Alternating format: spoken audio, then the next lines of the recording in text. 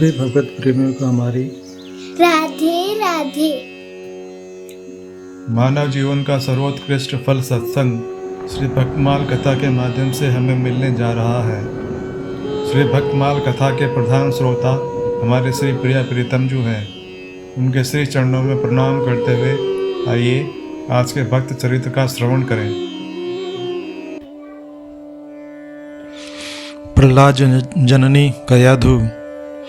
माता ही पुत्र की सच्ची गुरु है। गर्भस्थ बालक पर माता के स्वभाव, आचरण एवं विचारों का जो प्रभाव पड़ता है वह बालक के संपूर्ण जीवन निर्माण का आधार होता है। यदि माता शिशु के उदर में आने पर सात्विक आहार, धार्मिक जीवनचर्या, यम नियम का पालन और भगवत गुण अनुवाद श्रवण आदि में लग गई तो उसका बालक अवश्य धार्मिक एवं भगवत भक्त होगा तथा अपने कुल को पवित्र करेगा। दैत्य माता अदिति ने परम प्रतापी हिरण्यकशिपु एवं हिरण्याक्ष इन दो पुत्रों को उत्पन्न किया। दोनों त्रिभुवन विजयी सुरासुरों से अजय एवं दुर्धर्ष हुए। दोनों भाइयों में परम स्नेह था। सृष्टि के प्रारंभ में ही भगवान नारायण ने जलोग मग्ना सचराचरा धरा का उद्धार करते समय महावराह रूप धारण करके छोटे भाई हिरण्याक्ष को मार डाला। हिरण्यकशिपु को बड़ा दुख हुआ, अत्यंत क्रोध आया। उसने अपने को अमर बनाने के लिए तपस्या करने का निश्चय किया। माता अदिति भाई की पत्नी तथा भातृपुत्रों को सदुक्तियों से आश्वासन देकर राज्य का भार नमुचे, संबर, पुलोमा आदि मंत्रियों पर छोड़कर वह मंदराचल पर कठोर तपस्या करने चला गया। इंद्र ने देखा कि दैत्य राज इस समय नरेशहीन हो गया है। उन्होंने देवताओं के साथ उस पर आक्रमण कर दिया। देवताओं से पराजित दैत्य इधर उधर जहाँ शरण जान पड़ी वनों एवं पर्वतों में भाग गए। देवता ने दैत्यपुरी को लूट लिया और जला दिया। दैत्य राज हिरण्यकशिपु के प्रबल पराक्रम से महेंद्र अत्यंत भयभीत थे। उन्हें भय था कि पराक्रमी पिता के पुत्र भी कहीं वैसे ही महान न हो।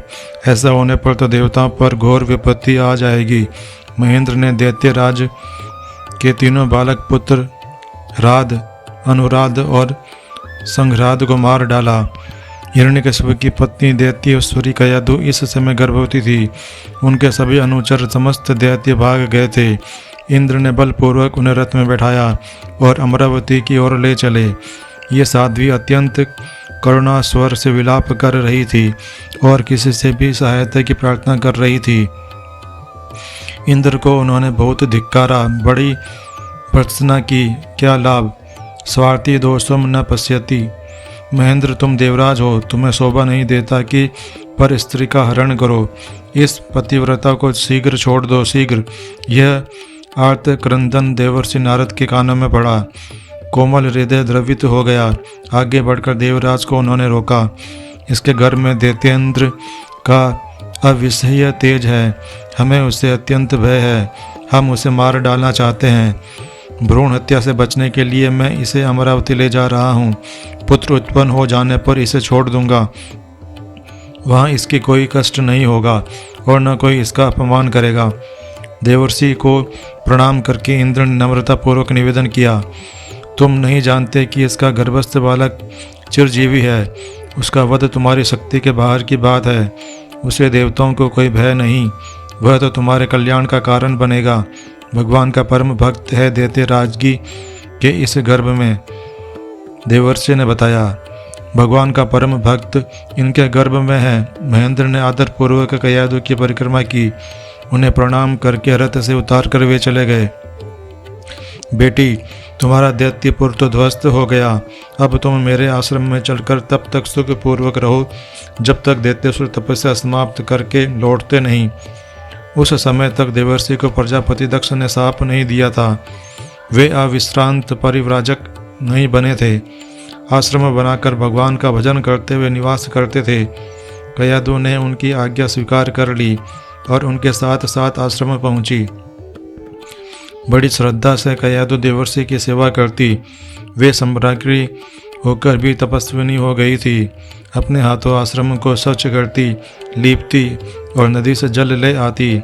देवर्षि के आदेश अनुसार बड़े भक्ति भाव से भगवान का पूजन करती, नाम जप करती। अपने पुत्र की मंगल कामना से वे सब प्रकार देवर्षि को प्रसन्न करने का यत्न करती। वेदी पर कुछ आसन डालकर शयन करती, वत्कल वस्त्र पहनती, कठिन व्रतों का पालन करती तथा निवार एवं कंदमूल से सुधा शांत कर लेती। अवसर मिलते ही देवर्षि उन्हें भगवान के दिव्य स्वरूप, अनंत गुण एवं अद्भुत महात्म्य का श्रवण कराते। गर्भस्थ शिशु को लक्ष्य कर देवर्षि योग, सांख्य, भक्ति एवं तत्वज्ञान के गूढ़ तत्वों का उपदेश करते। संसार की असारता बताकर वैराग्य का प्रतिपादन करते। दैत्य पत्नियां स्वेच्छा से प्रसव में समर्थ होती हैं। देवताओं के भय से कयादु ने प्रसव नहीं किया। कई सहस्त्र वर्षों पर जब दैत्यराज वरदान पाकर लौटे, तब देवर्षि ने कयादु को उनके पति के समीप पहुंचा दिया। साध्वी कयादु के इसी गर्भ से समस्त सुरासुर वंदित परम भागवत प्रहलाद जी का जन्म हुआ। आज के हमारे भक्त चरित्र का वर्णन इतना ही। कल हम एक नए भक्त चरित्र के साथ श्री प्रिया प्रीतम जी के समक्ष प्रस्तुत होंगे। आपको हमारी राधे राधे।